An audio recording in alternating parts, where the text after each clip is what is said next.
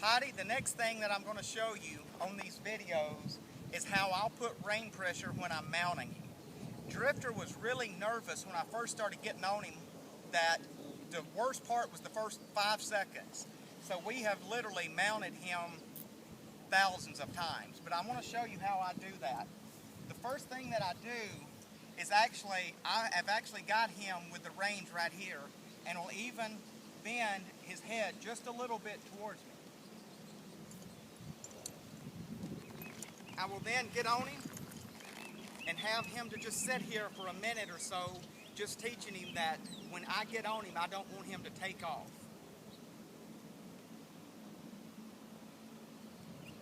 The next thing that I'm going to show you, and we can talk about this and I can explain it more, is that how we've got basically control over his major 5 body parts. The first thing is I want control of his head and neck, so when I pull up, you can see him giving his head to me. The second thing, I want control of actually his neck alone, and that I can bend him to either side and have him to give his head. You can see as soon as he gives his head, I'm letting go. The third part that I want is actually control of his shoulders, so I want him to move away from pressure. So if I take my left leg, I can actually walk his front end over. You can see, and basically, I'm basically using my feet alone and giving him to step over like that.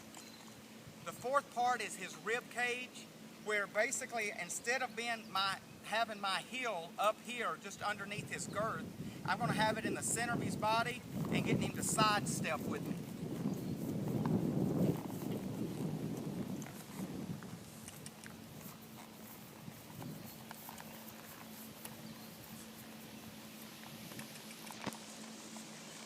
And then the last part that we've got, and just for time constraints, I'm showing you only on one side, even though he'll do it on both sides, is control of his hips.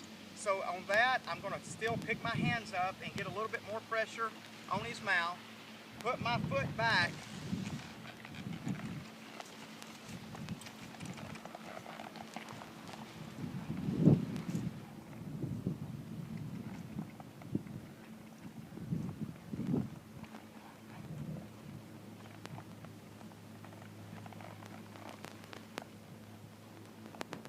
then bring him back to his standing position. He actually fought me a little bit more on that than he usually does, but still, for this video, you see what we're talking about. Last thing is, if I pick up the reins a little bit and just gently squeezing, it's his command to back up with me. You can see he's dropping his head, backing up. But you can put these together and basically ride him hands-free, just to show you the level of control that we've got with him.